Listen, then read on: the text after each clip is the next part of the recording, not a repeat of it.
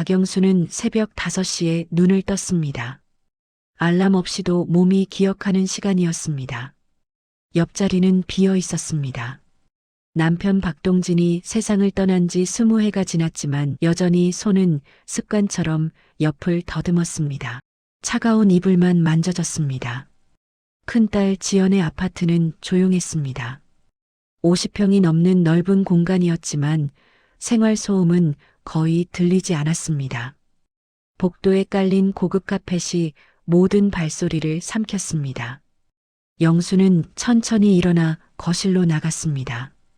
통유리 너머로 강남의 불빛들이 아직 깜빡이고 있었습니다. 주방으로 들어가자 익숙한 공간이 나타났습니다.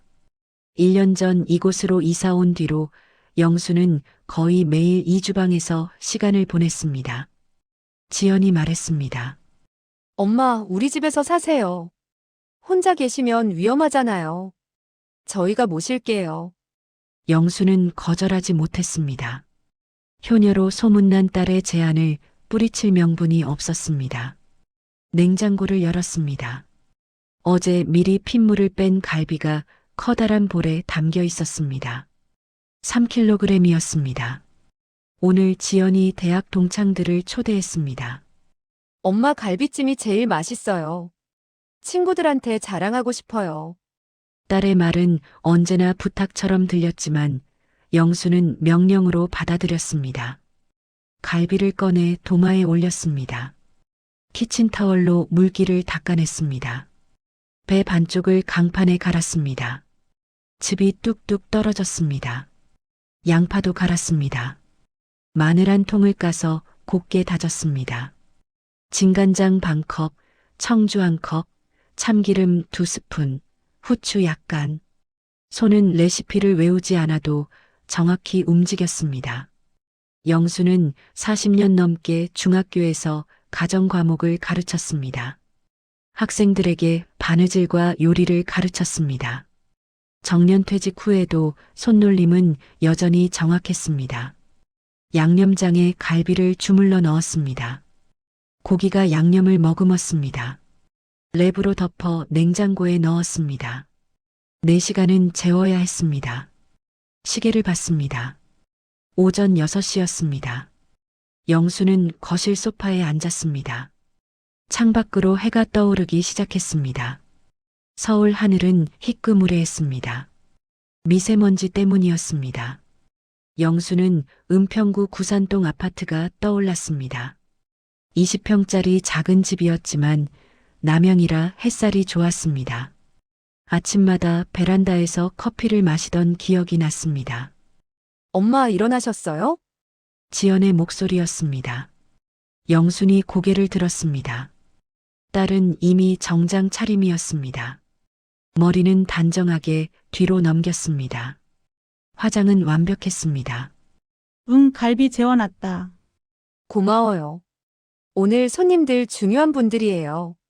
판사님도 오시고 대학병원 교수님도 오세요. 지연은 커피 머신 앞에 섰습니다. 캡슐을 넣고 버튼을 눌렀습니다. 기계 소리가 요란했습니다. 엄마는 주방에서 준비 도와주시면 돼요. 손님들 오시면 인사만 하시고 주방에 계세요.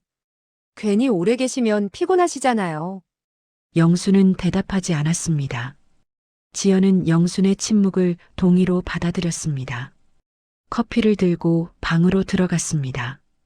오전 10시 영수는 다시 주방에 섰습니다. 갈비를 꺼내 압력솥에 넣었습니다. 물을 자작하게 부었습니다. 감자와 당근을 큼직하게 썰어 넣었습니다. 대추 5알, 은행 10알도 넣었습니다. 뚜껑을 닫고 센 불에 올렸습니다. 압력솥 추가 돌기 시작했습니다. 김이 푸슉푸슉 새어나왔습니다. 영수는 불을 줄였습니다. 약한 불에서 1시간을 더 익혔습니다. 그 사이 잡채를 준비했습니다. 당면을 삶았습니다. 시금치를 데쳤습니다. 표고버섯을 불렸습니다. 당근과 양파를 채 썰었습니다. 손이 쉬지 않고 움직였습니다. 등은 굽었고 무릎은 시큰거렸지만 영수는 멈추지 않았습니다. 지연의 시어머니가 예전에 말했습니다. 손맛은 정말 일품이세요. 하지만 칭찬 뒤에는 늘 요구가 따라왔습니다. 다음에는 잡채도 부탁드려요. 김치는 직접 담그신 거 있으세요? 오후 5시 압력솥을 열었습니다. 김이 확 퍼졌습니다. 갈비는 완벽하게 익었습니다. 젓가락으로 찔러보니 살이 부드럽게 떨어졌습니다. 양념을 한 국자 더 넣고 센 불에 졸였습니다. 윤기가 흘렀습니다. 와, 냄새 좀 봐. 지연의 딸 영순의 외손녀 예진이었습니다. 중학교 2학년이었습니다. 아이는 주방 문턱에 서서 핸드폰만 들여다봤습니다. 예진아, 할머니 도와드려라. 지연이 거실에서 소리쳤습니다. 에이, 나 손님 올 때까지 방에 있을 거예요. 예진은 그대로 돌아섰습니다. 영수는 아무 말도 하지 않았습니다. 둘째 딸 지은의 얼굴이 떠올랐습니다. 지은은 어릴 때부터 어머니 옆에 붙어 있었습니다. 엄마, 나 이거 어떻게 써요? 엄마, 이거 같이 만들어요. 지은은 8년 전 유방암으로 세상을 떠났습니다. 38배 나이였습니다. 영수는 눈시울을 닦았습니다. 갈비찜을 큰 접시에 담았습니다. 깨를 솔솔 뿌렸습니다. 잣도 몇 알 얹었습니다. 잡채도 완성했습니다. 식탁을 차렸습니다. 그릇을 정갈하게 놓았습니다. 오후 6시 초인종이 울렸습니다. 손님들이 도착했습니다. 영수는 앞치마를 벗었습니다. 거실로 나가 고개를 숙여 인사했습니다. 어머니, 소문 많이 들었습니다. 지연이가 어머니 자랑을 얼마나 하던지. 한 남자가 웃으며 말했습니다. 판사라고 했습니다. 아이고, 별 말씀을 형. 영수는 작게 웃었습니다. 지연이 영순의 팔을 살짝 잡았습니다. 엄마, 피곤하시죠? 주방에서 좀 쉬세요. 손님들이 다 앉았습니다. 8명이었습니다. 영수는 주방으로 돌아왔습니다. 갈비찜을 들고 식탁으로 갔습니다. 냄비가 무거웠습니다. 손이 떨렸습니다. 와, 이거 진짜 맛있어 보인다. 누군가 감탄했습니다. 영수는 냄비를 식탁 한가운데 놓았습니다. 잡채도 가져왔습니다. 김치와 깍두기도 올렸습니다. 그때였습니다. 지연이 말했습니다. 어머니, 저희가 다 먹고 난 후에 드세요. 주방에 앉아 계시면 돼요. 목소리는 부드러웠습니다. 하지만 단호했습니다. 손님들 앞에서 함께 음식을 먹지 말라는 뜻이었습니다. 영수는 국자를 든 채로 멈췄습니다. 식탁이 조용해졌습니다. 누군가 기침을 했습니다. 다른 손님이 잔을 들어 물을 마셨습니다. 지연은 아무렇지 않은 표정으로 갈비를 접시에 담았습니다. 영수는 천천히 냄비를 다시 들었습니다. 뜨거웠습니다. 하지만 손은 떨리지 않았습니다. 분노도 없었습니다. 슬픔도 없었습니다. 그저 차갑고 명료한 깨달음만 있었습니다. 이 아이는 날 사람으로 안 보는구나. 영수는 냄비를 가슴에 안았습니다. 주방으로 가지 않았습니다. 현관으로 걸어갔습니다. 신발을 신었습니다. 지연이 놀란 목소리로 물었습니다. 엄마, 어디 가세요? 영수는 문을 열었습니다. 복도의 차가운 공기가 얼굴을 스쳤습니다. 딱 한마디만 했습니다. 이건 내가 만든 거니까 내가 가져간다. 문이 닫혔습니다. 뒤에서 누군가 일어서는 소리가 들렸습니다. 하지만 아무도 따라오지 않았습니다. 영수는 엘리베이터 버튼을 눌렀습니다. 냄비에서 김이 모락모락 올라왔습니다. 갈비찜 냄새가 복도에 퍼졌습니다. 엘리베이터 문이 열렸습니다. 영수는 들어갔습니다. 거울에 비친 자신의 얼굴을 봤습니다. 76세 노인이 냄비를 안고 서 있었습니다. 하지만 눈빛만큼은 또렷했습니다. 1층 로비로 내려왔습니다. 경비 아저씨가 놀란 얼굴로 물었습니다. 할머니 어디 가세요? 집에 갑니다. 영수는 아파트를 나섰습니다. 바깥은 추웠습니다. 1월의 서울이었습니다. 하지만 냄비는 따뜻했습니다. 영수는 천천히 걸었습니다. 버스 정류장이 보였습니다. 은평구 구산동까지는 버스로 1시간이었습니다. 영수는 정류장 벤치에 앉아 냄비를 무릎에 올렸습니다. 지나가는 사람들이 힐끗 쳐다봤습니다. 영수는 신경 쓰지 않았습니다. 버스가 왔습니다. 영수는 냄비를 안고 올라탔습니다. 기사가 물었습니다. 할머니 괜찮으세요? 네, 괜찮습니다. 영수는 뒷자리에 앉았습니다. 창밖으로 강남의 불빛들이 흘러갔습니다. 높은 건물들, 밝은 간판들, 바쁜 사람들. 영수는 그 모든 것에서 멀어지고 있었습니다. 그리고 이상하게도 가슴이 편했습니다. 냄비 안에서 갈비가 식어가고 있었습니다. 하지만 영수는 알고 있었습니다. 집에 가서 다시 데우면 오히려 더 맛있을 거라는 걸. 하룻밤 재운 갈비찜은 언제나 그랬습니다. 버스는 은평구를 향해 달렸습니다. 영수는 냄비를 꼭 안았습니다. 그리고 작게 중얼거렸습니다. 이제 집에 가자.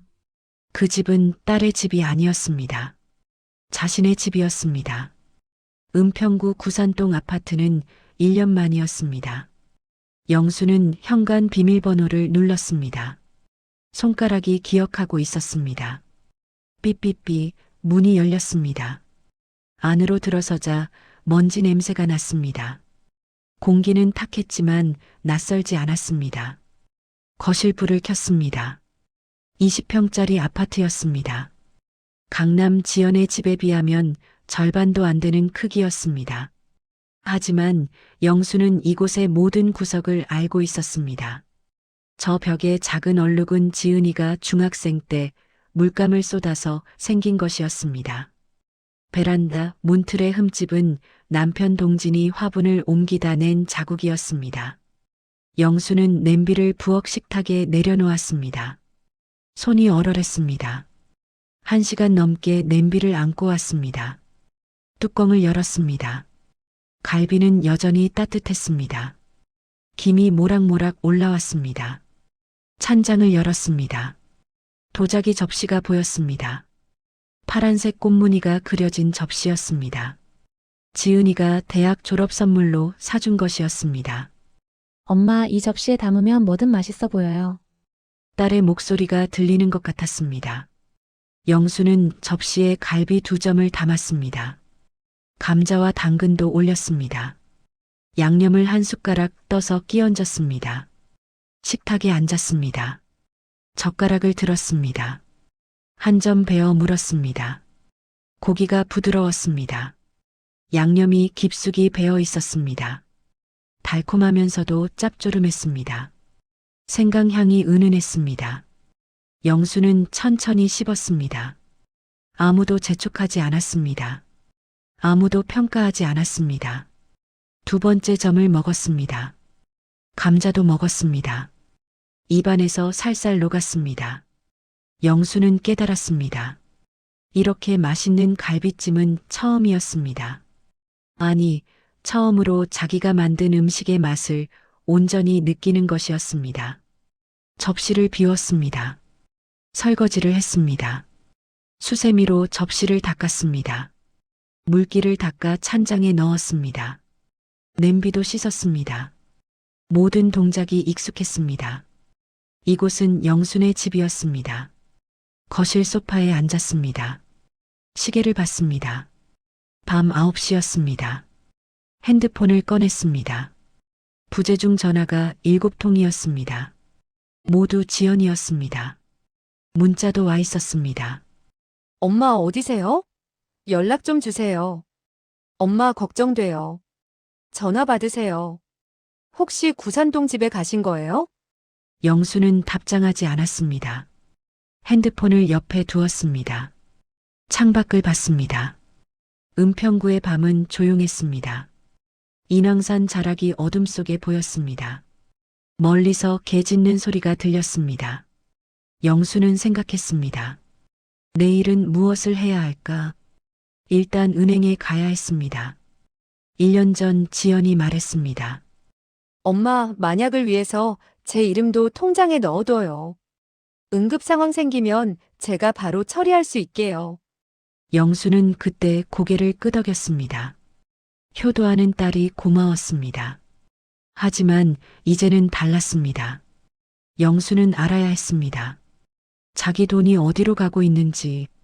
다음 날 아침 영수는 일찍 일어났습니다. 6시였습니다. 세수를 하고 옷을 갈아입었습니다.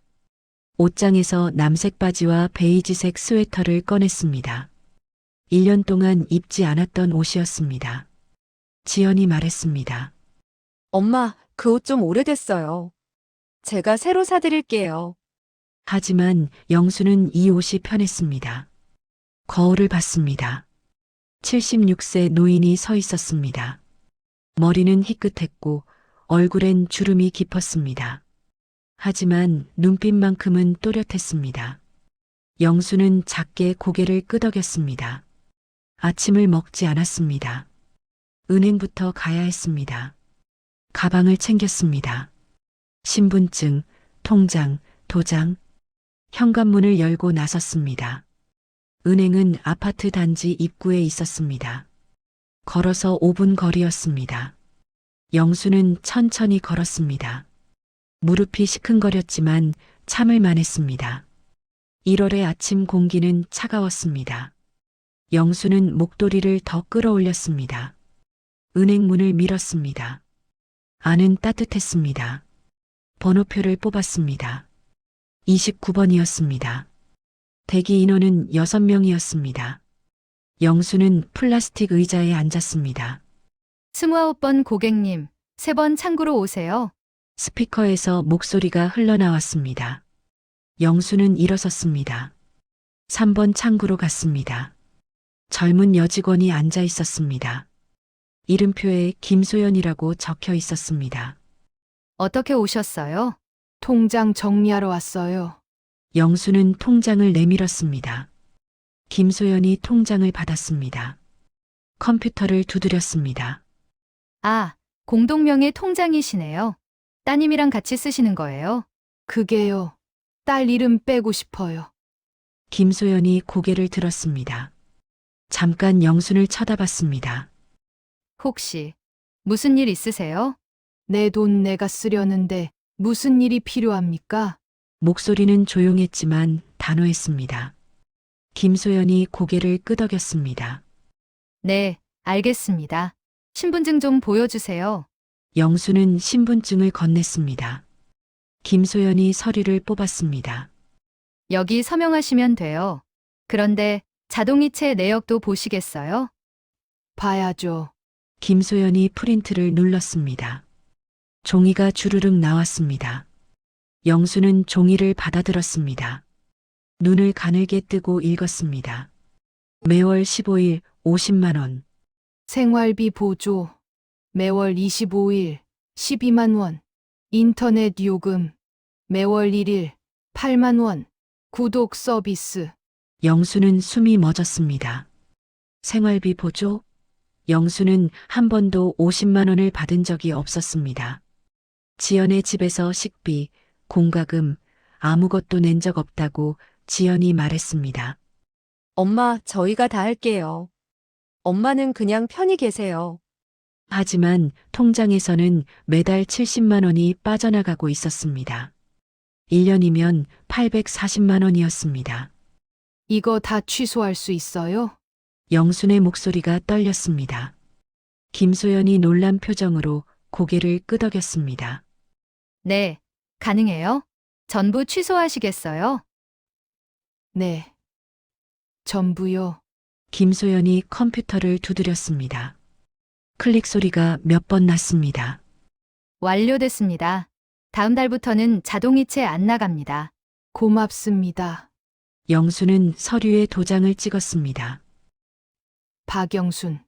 세 글자를 또박또박 찍었습니다. 통장을 돌려받았습니다.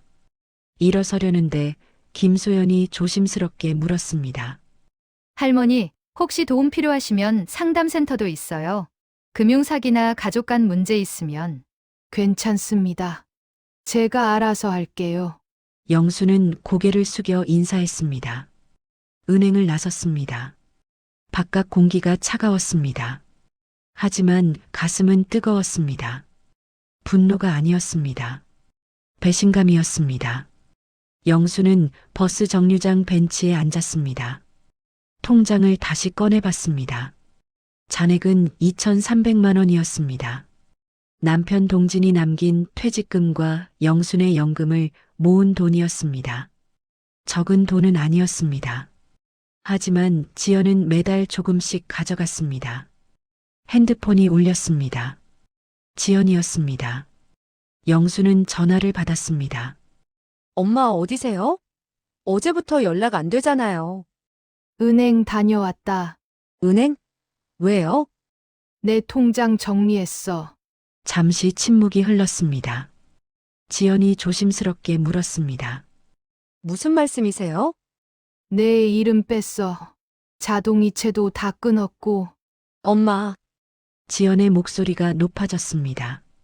그게 무슨... 엄마, 그건 엄마 혹시 모를 상황 대비한 거잖아요. 혹시 모를 상황에 내가 매달 70만 원씩 쓴 거야? 그건 생활비 보조라고 적혀 있더라. 근데 난 한 푼도 못 받았어. 지연이 숨을 크게 들이쉬는 소리가 들렸습니다. 엄마, 그건 애들 학원비랑 집안 관리비 쓴 거예요. 엄마 모시느라 돈이 얼마나 드는데요. 그럼 미리 말을 하지. 몰래 가져가는 게 효도냐? 몰래 가져간 게 아니에요. 엄마가 동의하셨잖아요. 공동 명의로 하자고 했을 때. 영수는 눈을 감았습니다. 맞는 말이었습니다. 영순이 도장을 찍었습니다. 하지만 그때 영수는 몰랐습니다. 동의가 착취의 시작이 될 줄은. 지연아, 네, 엄마. 난 이제 내 집 안 갈 거야. 엄마, 그게 무슨... 어제 내가 한 말 기억하지? 나중에 먹으라고 했지. 지연이 말문이 막혔습니다. 영수는 조용히 말을 이었습니다. 난 손님이 아니야. 하인도 아니고. 너를 낳고 키운 엄마야. 근데 넌 날 식모처럼 대했어. 엄마, 그건 오해예요. 손님들 앞에서 편하시라고. 편한 건 너였어.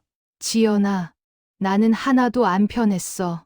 영수는 전화를 끊었습니다. 손이 떨렸습니다. 하지만 후회는 없었습니다. 벤치에서 일어났습니다. 다음은 법무사 사무소였습니다. 포털 사이트를 검색했습니다. 은평구 법무사. 가까운 곳이 나왔습니다. 도보 10분 거리였습니다. 영수는 걸었습니다. 무릎이 아팠지만 멈추지 않았습니다. 법무사 사무소는 5층 건물 2층에 있었습니다. 계단을 올랐습니다. 숨이 찼습니다. 문을 밀었습니다. 어서 오세요. 중년 남자가 책상에서 일어났습니다. 이름표에 법무사 정민호라고 적혀 있었습니다. 유 원장 쓰러 왔습니다. 정민호가 눈을 깜빡였습니다. 그리고 고개를 끄덕였습니다. 앉으세요. 말씀하세요. 영수는 앉았습니다. 가방에서 등기부등본을 꺼냈습니다. 미리 인터넷으로 뽑아온 것이었습니다. 이 집이랑 제 통장 다 손녀한테 주고 싶어요. 따님은요? 딸 둘인데 큰딸은 빼려고요. 정민호가 조심스럽게 물었습니다. 혹시 사정이? 말 안 해도 되죠? 네, 물론입니다. 정민호가 서류를 꺼냈습니다. 빈 유언장 양식이었습니다. 손녀분 성함이랑 주민번호 아세요? 이수민. 주민번호는 여기 적었어요. 영수는 메모지를 건넸습니다. 정민호가 서류를 작성하기 시작했습니다. 큰따님께 통지는 하시겠습니까? 보내주세요. 설명은 필요 없고요. 알겠습니다. 서류 작성은 30분 걸렸습니다. 영수는 한 장 한 장 읽었습니다. 글자가 작았지만 또렷하게 읽혔습니다. 마지막 장에 도장을 찍었습니다. 박영순. 세 글자가 선명했습니다. 일주일 후에 정보 나옵니다. 그때 다시 오시면 돼요. 네, 고맙습니다. 영수는 일어섰습니다. 사무소를 나섰습니다. 계단을 내려갔습니다. 밖으로 나오니 해가 중천에 떠 있었습니다. 영수는 걸으면서 생각했습니다. 이제 뭘 해야 할까? 집으로 돌아가야 했습니다. 구산동 아파트. 1년 만에 돌아온 그곳에서 영수는 다시 살 것입니다. 하지만 마음 한편이 무거웠습니다. 지연은 영순의 딸이었습니다. 배 아파 낳은 자식이었습니다. 하지만 이제 영수는 알았습니다. 사랑만으로는 부족하다는 것을, 존중이 없으면 사랑도 상처가 된다는 것을. 영수는 버스를 타고 집으로 돌아왔습니다. 현관문을 열고 들어섰습니다. 거실은 조용했습니다. 하지만 답답하지 않았습니다. 이곳은 영순의 공간이었습니다. 부엌으로 갔습니다. 냉장고에서 갈비찜을 꺼냈습니다. 전자레인지에 데웠습니다. 따뜻해진 갈비를 접시에 담았습니다. 밥을 한 공기 퍼서 상을 차렸습니다. 혼자 먹는 밥이었습니다. 하지만 외롭지 않았습니다. 영수는 젓가락을 들었습니다. 그리고 조용히 식사를 시작했습니다. 창밖으로 겨울 햇살이 들어왔습니다. 따뜻했습니다. 사흘이 지났습니다. 영수는 구산동 아파트에서 조용히 지냈습니다. 아침에 일어나 창문을 열었습니다. 베란다에 쌓인 먼지를 닦았습니다. 장을 봤습니다. 시장에서 배추 한 포기, 무 한 개, 두부 한 모를 샀습니다. 오래간만에 혼자 끓이는 된장찌개였습니다. 핸드폰은 조용했습니다. 지연에게서 연락은 없었습니다. 영순도 먼저 전화하지 않았습니다. 하지만 가슴 한편은 무거웠습니다. 밤마다 잠이 오지 않았습니다. 눈을 감으면 지연의 어린 얼굴이 떠올랐습니다. 새돌 때 처음 엄마라고 부르던 모습. 초등학교 입학식 날 새 책가방을 메고 웃던 얼굴. 하지만 곧 다른 기억도 떠올랐습니다. 중학생 때부터 차가워지기 시작한 말투. 엄마, 그건 요즘 스타일 아니에요. 엄마, 그렇게 하면 창피해요. 대학 졸업 후엔 더 심해졌습니다. 엄마는 좀 쉬세요. 제가 다 알아서 할게요. 영수는 고개를 저었습니다. 생각을 멈춰야 했습니다. 나흘째 되던 날 오후 초인종이 울렸습니다. 영수는 거실에서 뜨개질을 하고 있었습니다. 인터폰 화면을 봤습니다. 지연이 서 있었습니다. 손에는 과일 바구니를 들고 있었습니다. 영수는 잠시 망설였습니다. 그리고 문을 열었습니다. 현관문이 열리자 지연이 들어왔습니다. 얼굴은 피곤해 보였습니다. 눈 밑에 다크서클이 있었습니다. 엄마, 들어와. 영수는 뒤돌아 거실로 들어갔습니다. 지연이 따라왔습니다. 소파에 앉았습니다. 지연이 과일 바구니를 테이블에 내려놓았습니다. 엄마, 요즘 어떻게 지내세요? 그냥 지내지. 혼자 계시는데 불편하지 않으세요? 익숙해. 짧은 대답이 이어졌습니다. 지연이 손을 깍지 꼈습니다. 입술을 깨물었습니다. 그리고 천천히 입을 열었습니다. 엄마, 법무사한테 서류 받았어요. 영수는 대답하지 않았습니다. 지연이 목소리를 낮췄습니다. 유원장, 제 이름이 없더라고요. 응. 왜 그러세요? 제가 뭘 잘못했는데요? 영수는 지연을 똑바로 봤습니다. 딸의 눈에는 당황과 분노가 섞여 있었습니다. 기억 안 나니? 손님들 앞에서 한 말. 지연이 눈을 깜빡였습니다. 나중에 드시라고 한 거요? 엄마, 그건 손님들 체면 때문에 그런 거잖아요. 엄마가 너무 예민하게 받아들이신 거예요. 예민한 게 아니야. 영순의 목소리는 조용했지만 단호했습니다. 그건 무례했어. 내 엄마를 하인처럼 대한 거야. 하인이요? 엄마, 전 그런 의도가 아니었어요. 지연의 목소리가 높아졌습니다. 얼굴이 붉어졌습니다. 전 1년 동안 엄마 모셨어요. 밥 해드리고 병원 모시고 빨래하고. 제가 얼마나 고생했는데요. 내가 밥 했어? 영순이 조용히 물었습니다. 지연이 입을 다물었습니다. 내가 했지. 매일 아침 일어나서 밥하고, 국 끓이고, 반찬 만들었어. 내 애들 도시락도 쌌고, 청소도 내가 했어. 빨래도 내가 돌렸지. 그래도 엄마 집세나 공과금은 저희가. 내 통장에서 매달 70만 원씩 나갔더라. 영순이 말을 끊었습니다. 지연이 숨을 멎었습니다. 생활비 보조라고 적혀 있던데, 난 한 푼도 못 받았어. 그 돈 어디 갔어? 지연이 고개를 숙였습니다. 한참 침묵이 흘렀습니다. 그리고 작은 목소리로 말했습니다. 애들 학원비. 그리고 집 관리비요. 엄마 모시는 게 돈이 드는 거 몰라요? 그런 말을 하지. 엄마 몰래 가져가는 게 효도야? 지연이 고개를 들었습니다. 눈에 눈물이 맺혔습니다. 전 엄마를 위해서 한 거예요. 엄마 혼자 계시면 위험하잖아요. 넘어지실 수도 있고 아프실 수도 있고. 그래서 모신 거예요. 위한 게 아니라 관리한 거지. 영순의 말에 지연이 입을 다물었습니다. 난 내 프로젝트가 아니야. 노후 대비 완료. 이런 거 아니라고. 난 사람이야. 생각이 있고, 감정이 있는 사람이라고. 지연이 눈물을 닦았습니다. 목소리가 떨렸습니다. 엄마도 너무하세요. 전 최선을 다했어요. 주변 사람들이 다 부러워했어요. 지연 씨 효녀네 하면서요. 그래. 넌 효녀야. 남들 보기엔. 영수는 한숨을 쉬었습니다. 근데 나한텐 안 물어봤잖아. 내가 원하는 게 뭔지, 내가 편한지, 그냥 내가 편한 대로 했지. 전 엄마를 사랑해요. 지연이 울먹였습니다. 영수는 딸을 봤습니다. 진심이었습니다. 영순도 알았습니다. 하지만 그것만으로는 부족했습니다. 사랑은 존중이야. 지연아. 영순의 목소리는 부드러웠습니다. 하지만 단호했습니다. 넌 날 사랑한다고 하지만 존중하지 않았어.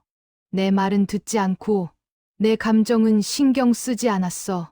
그건 사랑이 아니야. 소유야. 지연이 고개를 저었습니다. 아니에요. 전 엄마를. 내가 나를 사랑하는 방식이 나를 지우는 거였어. 침묵이 흘렀습니다. 거실 시계 소리만 똑딱거렸습니다. 지연은 눈물을 닦으며 숨을 고르고 있었습니다. 영수는 창밖을 봤습니다. 겨울 오후에 햇살이 기울고 있었습니다. 엄마, 그럼 어떻게 하면 돼요? 지연이 조심스럽게 물었습니다. 목소리가 작았습니다. 뭘? 용서받으려면요. 영수는 지연을 봤습니다. 딸의 얼굴에는 진짜 혼란이 있었습니다. 무엇을 잘못했는지 정말 모르는 표정이었습니다. 용서는 필요 없어. 네. 난 널 미워하지 않아. 그냥 이제 내 방식대로 살고 싶지 않아. 지연이 눈을 크게 떴습니다. 그게 무슨. 난 이제 내 집에서 내가 원하는 대로 살 거야. 내 허락 없이도. 엄마 혼자 어떻게 사세요? 76세신데요. 76년을 혼자 결정하며 살았어. 앞으로도 그럴 거야. 지연이 입술을 깨물었습니다. 눈물이 또 흘렀습니다. 엄마가 절 버리는 거예요? 버리는 게 아니야. 영수는 고개를 저었습니다. 경계를 긋는 거야. 넌 내 삶 살고 난 내 삶 살자는 거지. 그럼 연락도 안 하시겠다는 거예요? 내가 변하면 생각해보지. 지연이 몸을 일으켰습니다. 가방을 집었습니다. 얼굴은 창백했습니다. 무엇을 변하라는 건데요? 영수는 잠시 생각했습니다. 그리고 천천히 말했습니다. 나를 사람으로 봐. 관리 대상이 아니라 내 체면 도구가 아니라 그냥 엄마로. 지연은 대답하지 않았습니다. 현관으로 걸어갔습니다. 신발을 신었습니다. 문을 열기 전에 뒤돌아봤습니다. 엄마 후회하실 거예요. 아마 아닐걸. 지연은 문을 열고 나갔습니다. 문이 닫혔습니다. 영수는 소파에 그대로 앉아 있었습니다. 가슴이 먹먹했습니다. 눈물이 날 것 같았지만 참았습니다. 과일 바구니가 테이블에 남아 있었습니다. 영수는 바구니를 들어 부엌으로 가져갔습니다. 사과 3개, 배 2개가 들어 있었습니다. 영수는 과일을 하나씩 꺼내 씻었습니다. 냉장고에 넣었습니다. 저녁을 먹지 않았습니다. 입맛이 없었습니다. 거실 소파에 누워 천장을 봤습니다. 천장에는 작은 얼룩이 있었습니다. 몇 년 전 장마철에 생긴 물자국이었습니다. 남편 동진이 페인트 칠을 하려다 말았던 것이었습니다. 여보, 내가 잘한 걸까요? 영수는 속으로 물었습니다. 대답은 없었습니다. 하지만 영수는 알았습니다. 후회는 없을 거라는 것을. 밤이 깊었습니다. 영수는 일어나 방으로 갔습니다. 옷장을 열었습니다. 맨 위 선반에 낡은 상자가 있었습니다. 상자를 꺼내 침대에 앉아 열었습니다. 안에는 편지들이 가득했습니다. 둘째 딸 지은이가 쓴 편지들이었습니다. 대학 시절, 결혼 후, 수민을 낳고, 암 진단을 받고, 각 시기마다 쓴 편지들이었습니다. 영수는 편지 한 장을 꺼냈습니다. 2016년 3월에 쓴 편지였습니다. 지은이 암 선고를 받은 직후였습니다. 엄마 무섭지만 괜찮아요. 엄마가 있잖아요. 엄마는 항상 저를 사람으로 봐주셨어요. 딸이기 전에 지은이로. 그게 얼마나 큰 힘이 됐는지 몰라요. 영수는 편지를 가슴에 안았습니다. 눈물이 흘렀습니다. 참지 않았습니다. 한참을 울었습니다. 울음이 그치자 마음이 조금 가벼워졌습니다. 영수는 편지를 상자에 다시 넣었습니다. 옷장 위에 올렸습니다.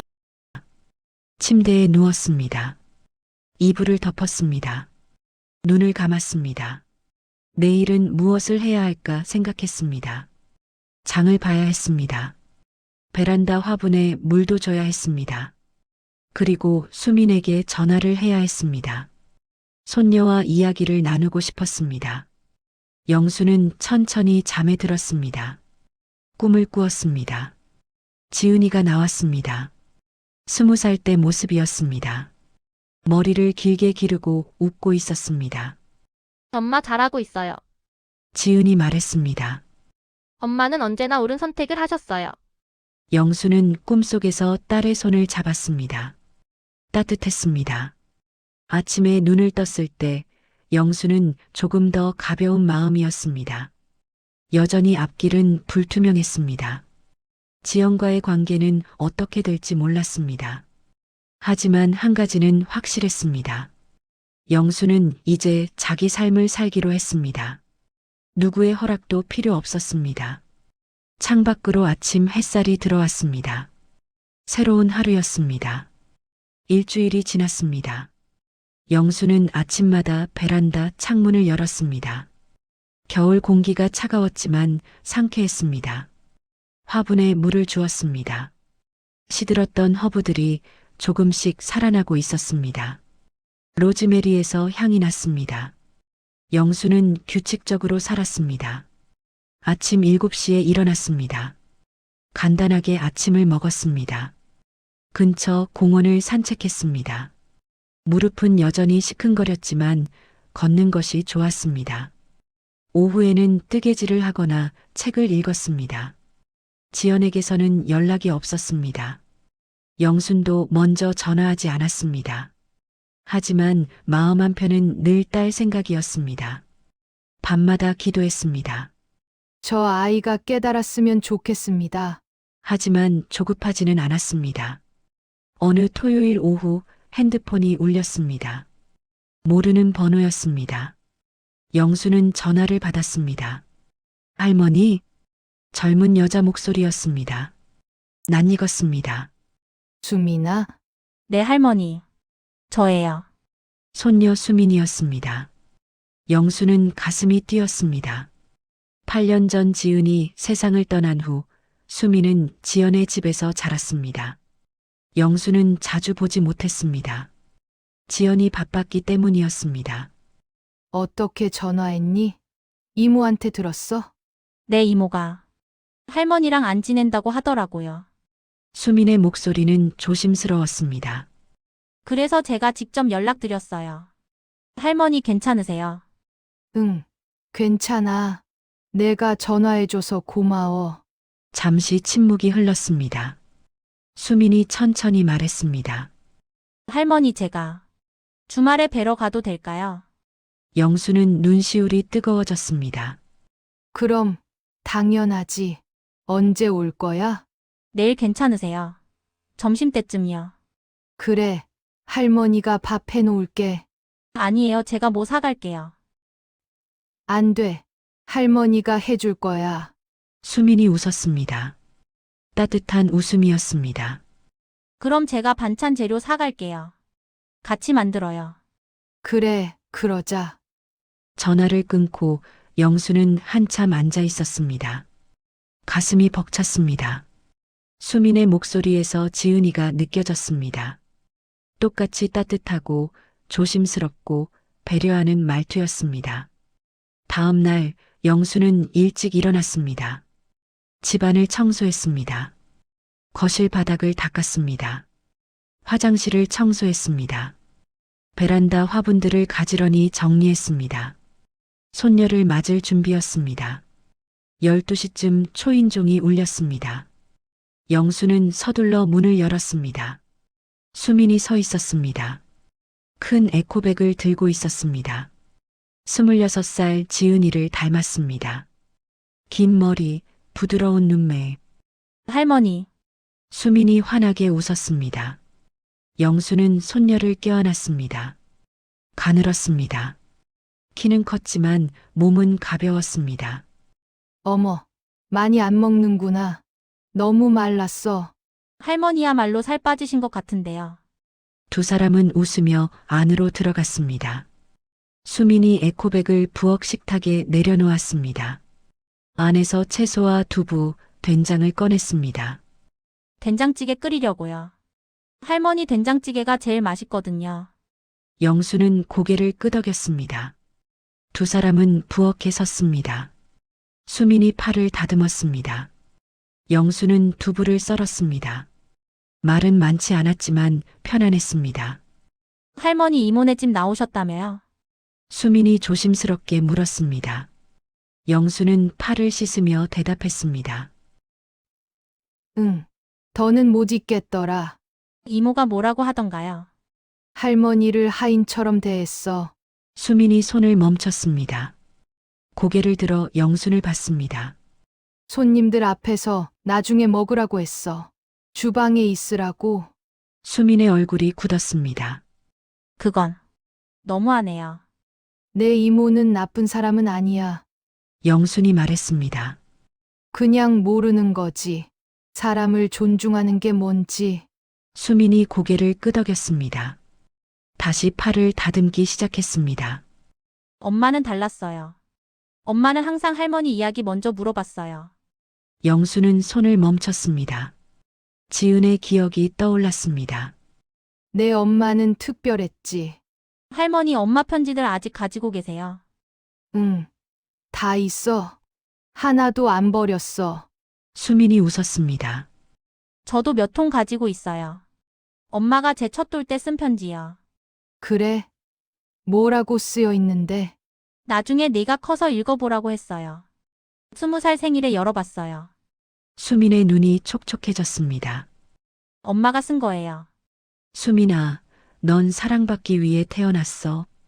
아무것도 증명할 필요 없어. 그런 내용이었어요. 영수는 수민의 손을 잡았습니다. 내 엄마 말이 맞아. 넌 그냥 존재만으로 소중해. 두 사람은 잠시 말없이 손을 잡고 있었습니다. 그리고 다시 요리를 시작했습니다. 된장찌개가 끓기 시작했습니다. 보글보글 소리가 났습니다. 구수한 냄새가 퍼졌습니다. 수민이 밥을 풀었습니다. 영수는 김치를 꺼냈습니다. 상을 차렸습니다. 할머니, 여기 햇살 정말 좋네요. 수민이 창밖을 보며 말했습니다. 남양창으로 겨울 햇살이 쏟아졌습니다. 그치. 이게 이 집의 제일 좋은 점이야. 두 사람은 마주 앉아 밥을 먹었습니다. 된장찌개는 뜨겁고 맛있었습니다. 수민이 밥을 크게 한 숟가락 떠먹었습니다. 할머니, 진짜 맛있어요. 많이 먹어. 할머니는 안 외로우세요. 혼자 계시는데. 영수는 잠시 생각했습니다. 외롭지는 않아. 평화로워. 수민이 고개를 갸우뚱했습니다. 외로움과 평화가 다른 거예요. 그럼 외로움은 사람이 필요한 건데 평화는 혼자여도 괜찮은 거지. 수민이 천천히 고개를 끄덕였습니다. 이모는 할머니 찾던데요. 매일 할머니 전화번호 보고 있어요. 그래? 네. 근데 전화는 안 해요. 뭐라고 말해야 할지 모르는 것 같아요. 영수는 김치를 씹으며 생각했습니다. 내 이모가 변하면 다시 만날 수도 있어. 뭘 변해야 하는데요. 나를 사람으로 보면 돼. 프로젝트 말고. 수민이 작게 웃었습니다. 할머니, 저도 이모네 집 나올까 봐요. 영순이 놀라 수민을 봤습니다. 왜? 답답해요. 이모는 저한테도 이래라 저래라 해요. 수민아, 그런 일은 불안정해. 공무원 시험 봐. 독립서점은 돈 안 돼. 그만둬. 맨날 그래요. 영수는 고개를 끄덕였습니다. 내 이모는 안정을 중요하게 생각해. 근데 그게 전부는 아니잖아. 맞아요. 저는 책이 좋아요. 서점 하는 게 행복해요. 그럼 그거 하면 되지. 수민이 환하게 웃었습니다. 할머니, 저 독립하려고 집 알아보고 있어요. 그래. 어디? 홍제동 쪽이요. 빌라인데 옥상 텃밭이 있대요. 영순의 눈이 반짝였습니다. 옥상 텃밭. 좋겠다. 할머니도 예전엔 상추 키웠는데. 할머니, 그럼. 수민이 잠시 머뭇거렸습니다. 그리고 용기를 내어 말했습니다. 할머니도 거기로 이사 오실래요? 빌라에 방 2개짜리 나왔어요. 같이 살면 안 돼요. 영수는 숨이 멎었습니다. 수민이 서둘러 덧붙였습니다. 아, 부담 주려는 건 아니에요. 저도 할머니랑 같이 살고 싶어서요. 엄마 없는 게 너무 외로웠거든요. 할머니 계시면 엄마 같을 것 같아서. 영수는 눈물이 날 것 같았습니다. 참았습니다. 할머니 생각해 볼게. 고마워, 수민아. 진짜 생각해 보실 거죠? 응, 진짜로. 두 사람은 밥을 다 먹었습니다. 설거지를 함께 했습니다. 수민이 그릇을 씻고 영순이 닦아 정리했습니다. 말은 많지 않았지만 편안했습니다. 설거지를 마치고 거실에 앉았습니다. 수민이 가방에서 사진 한 장을 꺼냈습니다. 할머니, 이거 드리려고 가져왔어요. 사진 속에는 지은과 어린 수민, 그리고 영순이 있었습니다. 정원에서 찍은 사진이었습니다. 세 사람 모두 웃고 있었습니다. 이거 언제 찍은 거야? 제가 7살 때요. 할머니네 베란다에서 상추 따던 날이요. 영수는 사진을 오래 들여다봤습니다. 지은의 얼굴이 선명했습니다. 밝게 웃고 있었습니다. 할머니, 저 이거 복사해서 드릴게요. 할머니도 가지고 계세요. 고마워. 수민은 오후 4시에 떠났습니다. 가기 전에 영순을 꼭 안았습니다. 할머니, 다음 주에 또 올게요. 그래, 기다릴게. 이사 생각해 보세요. 진심이에요. 알았어. 문이 닫혔습니다. 영수는 창가에 서서 수민이 걸어가는 모습을 봤습니다. 손녀는 가볍게 걸었습니다. 젊음이 느껴졌습니다. 영수는 사진을 들고 소파에 앉았습니다. 사진 속 지은을 봤습니다. 딸의 목소리가 들리는 것 같았습니다. 엄마, 수민이 잘 부탁해요. 영수는 사진을 가슴에 안았습니다. 걱정 마. 엄마가 잘 볼게. 그날 밤 영수는 오랜만에 깊이 잠들었습니다.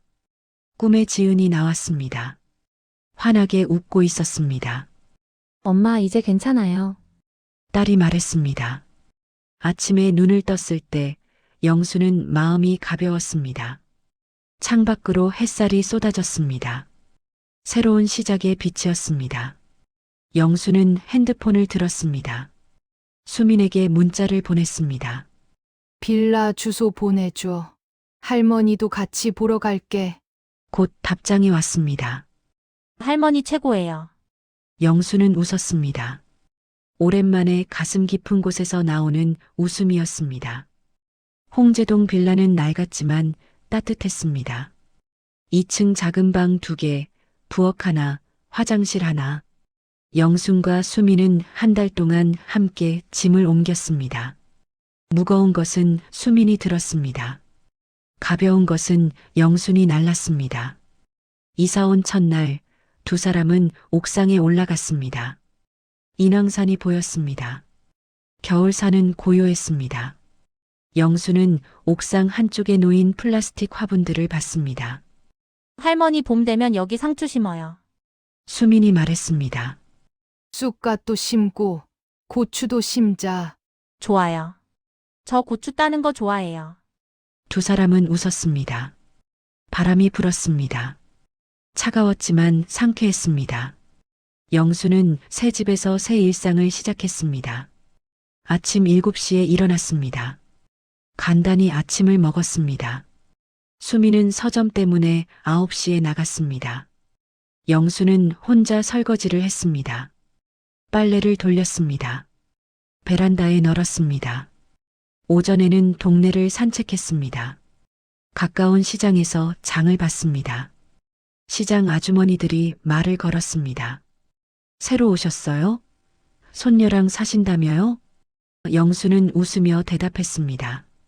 네, 함께 삽니다. 오후에는 뜨개질을 했습니다. 수민에게 줄 목도리를 만들고 있었습니다. 연보라색 실이었습니다. 수민이 좋아하는 색이었습니다. 바늘을 움직이는 동안 마음이 편안했습니다. 저녁이 되면 수민이 돌아왔습니다. 할머니 다녀왔어요. 목소리가 집안을 채웠습니다. 두 사람은 함께 저녁을 만들었습니다. 된장찌개, 김치찌개, 계란말이, 나물. 간단한 음식이었지만 정성이 들어갔습니다. 밥을 먹으며 이야기를 나눴습니다. 수민이 서점 이야기를 했습니다.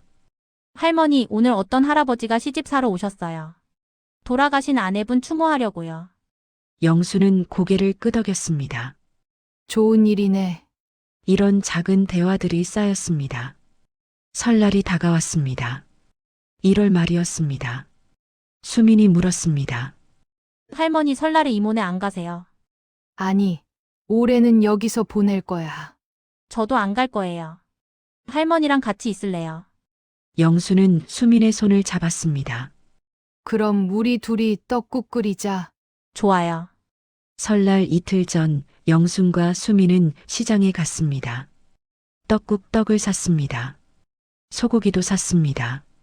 달걀, 파, 김, 마늘을 샀습니다. 시장은 사람들로 붐볐습니다. 명절 준비를 하는 사람들이었습니다. 할머니 무거우시죠? 제가 들게요. 수민이 장바구니를 받았습니다. 영수는 수민의 옆을 천천히 걸었습니다. 무릎이 시큰거렸지만 참을 만했습니다. 집으로 돌아와 장을 정리했습니다. 냉장고에 차곡차곡 넣었습니다. 영수는 만족스러웠습니다. 명절 준비가 이렇게 편할 수 있다는 것이 신기했습니다. 설날 전날 밤 핸드폰이 울렸습니다. 지연이었습니다. 영수는 잠시 망설였습니다. 그리고 전화를 받았습니다. 엄마, 지연의 목소리였습니다. 조심스러웠습니다. 응, 설날에 집에 오실 생각 없으세요? 아니, 여기서 보낼 거야. 침묵이 흘렀습니다. 지연이 작게 숨을 쉬었습니다. 수민이랑 같이요? 응, 또 침묵이었습니다. 지연이 천천히 말했습니다. 엄마, 제가 잘못했어요. 영수는 눈을 감았습니다. 뭐가? 엄마를 사람으로 안 본 것 같아요. 제 편한 대로만 생각했어요. 목소리가 떨렸습니다. 진심이 느껴졌습니다. 엄마, 용서해주세요. 영수는 한참 말이 없었습니다. 창밖을 봤습니다. 겨울밤 하늘에 별이 보였습니다. 용서는 필요 없어. 네. 난 널 미워한 적 없어. 그냥 존중받고 싶었을 뿐이야. 지연이 울먹이는 소리가 들렸습니다. 엄마, 다시 시작할 수 있을까요? 천천히 가자. 서두르지 말고. 네, 엄마. 감사합니다. 전화를 끊고 영수는 오래 앉아 있었습니다. 가슴이 먹먹했습니다. 하지만 가벼웠습니다. 용서가 아니라 이해였습니다. 지연도 배우고 있었습니다. 설날 아침 영수는 일찍 일어났습니다. 6시였습니다. 부엌으로 가서 떡국을 준비했습니다. 소고기를 썰었습니다. 국물을 우렸습니다. 파를 송송 썰었습니다. 수민이 일어났습니다. 할머니 새해 복 많이 받으세요. 웃으며 인사했습니다. 영순도 웃었습니다. 너도 복 많이 받아라. 두 사람은 한복을 입었습니다. 영수는 연보라색 치마 저고리를 입었습니다. 수미는 연두색 한복을 입었습니다. 서로를 보고 웃었습니다. 할머니 예쁘세요. 너도 이쁘다. 떡국을 끓였습니다. 끓어오르자 떡을 넣었습니다. 떡이 동동 떠올랐습니다. 달걀을 풀어 넣었습니다. 김을 잘게 찢어 얹었습니다. 두 사람은 작은 식탁에 마주 앉았습니다. 떡국 2그릇이 놓였습니다. 김치와 나물도 곁들였습니다. 할머니 제가 먼저 세배 드릴게요. 수민이 일어나 절을 했습니다. 정중하게 큰 절을 올렸다. 영수는 손녀의 머리를 쓰다듬었습니다. 올해도 건강하고 하고 싶은 일 다 하렴. 세뱃돈을 건넸습니다. 수민이 두 손으로 받았습니다. 감사합니다, 할머니. 할머니도 수민이한테 세배할게. 영순이 일어났습니다. 수민이 놀랐습니다. 할머니 제가 드려야죠. 아니야. 너도 받을 자격 있어. 영수는 수민에게 절을 했습니다. 허리가 굽었지만 정성껏 절했습니다. 수민의 눈에 눈물이 맺혔습니다. 올해도 책 많이 팔고 행복하렴. 할머니, 수민이 영순을 안았습니다. 두 사람은 한참 안고 있었습니다. 떡국을 먹었습니다. 뜨겁고 구수했습니다. 떡이 부드러웠습니다. 영수는 한 숟가락 한 숟가락 천천히 먹었습니다. 수민도 조용히 먹었습니다. 할머니 이게 진짜 명절 같아요. 수민이 말했습니다. 왜? 이모네 가면 손님 대접하느라 바빴거든요. 근데 여기는 편해요. 그냥 우리끼리. 영수는 고개를 끄덕였습니다. 명절은 일해야지. 가족끼리 편하게. 밥을 다 먹고 설거지를 함께 했습니다. 수민이 그릇을 씻고 영순이 닦았습니다. 싱크대에 비누 거품이 일었습니다. 창밖으로 햇살이 들어왔습니다. 할머니 옥상 올라가요. 그래. 올라가자. 두 사람은 옥상으로 올라갔습니다. 설날 아침 공기는 맑았습니다. 인왕산이 선명하게 보였습니다. 서울 하늘이 파랬습니다. 할머니 여기 봄 되면 정말 예쁠 것 같아요. 그럼 꽃도 심고 채소도 심고. 수민이 영순의 손을 잡았습니다. 할머니 저 행복해요. 나도 행복해. 두 사람은 손을 잡고 서울을 내려다봤습니다. 바람이 불었습니다. 차가웠지만 상쾌했습니다. 그날 오후 초인종이 울렸습니다. 영수는 인터폰을 받습니다. 지연이 서 있었습니다. 손에 과일 바구니를 들고 있었습니다. 영수는 잠시 망설였습니다. 그리고 문을 열었습니다. 엄마, 설 인사드리러 왔어요. 지연은 조심스러웠습니다. 예전처럼 당당하지 않았습니다. 들어와. 지연이 들어왔습니다. 거실에서 수민이 일어났습니다. 이모, 수민아, 어색한 침묵이 흘렀습니다. 영순이 말했습니다. 떡국 먹었어? 아직이요. 그럼 같이 먹자. 수민아, 그릇 하나 더 꺼내라. 세 사람은 식탁에 앉았습니다. 영순이 떡국을 데워 그릇에 담았습니다. 지연 앞에 놓았습니다. 감사합니다, 엄마. 지연은 조용히 떡국을 먹었습니다. 눈물이 흘렀습니다. 닦지 않았습니다. 영수는 말없이 지켜봤습니다. 엄마 죄송해요. 제가 너무 몰랐어요. 알았으면 됐어. 앞으로 잘할게요. 천천히요. 그래, 천천히 가자. 수민이 옆에서 조용히 웃었습니다. 세 사람은 떡국을 먹었습니다. 말은 많지 않았습니다. 하지만 편안했습니다. 지연은 1시간 후 떠났습니다. 가기 전에 영순에게 절을 했습니다. 엄마 새해 복 많이 받으세요. 영순은 딸의 머리를 쓰다듬었습니다. 너도. 문이 닫혔습니다. 수민이 말했습니다. 할머니 이모 변한 것 같아요. 그래, 조금씩. 영수는 창밖을 봤습니다. 해가 기울고 있었습니다. 겨울 오후의 빛이었습니다. 저녁 영순과 수민은 소파에 앉아 TV를 봤습니다. 명절 특집 프로그램이었습니다.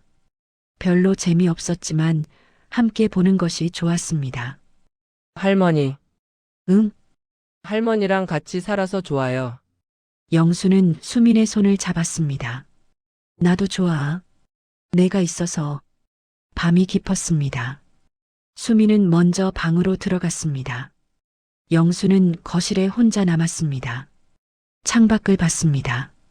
별이 빛났습니다. 영수는 생각했습니다. 76년을 살았습니다. 남편도 보냈습니다.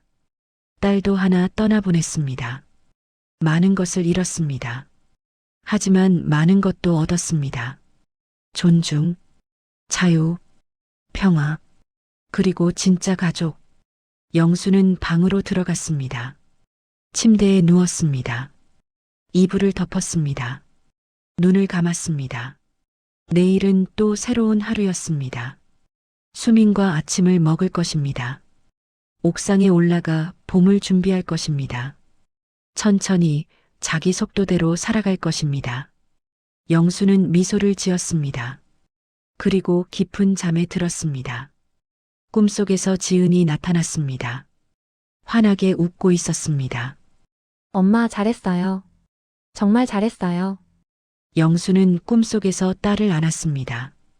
따뜻했습니다. 고마워, 지은아. 수민이 잘 키울게. 알아요. 엄마니까요. 아침 햇살이 창문으로 들어왔습니다. 새로운 봄이 오고 있었습니다.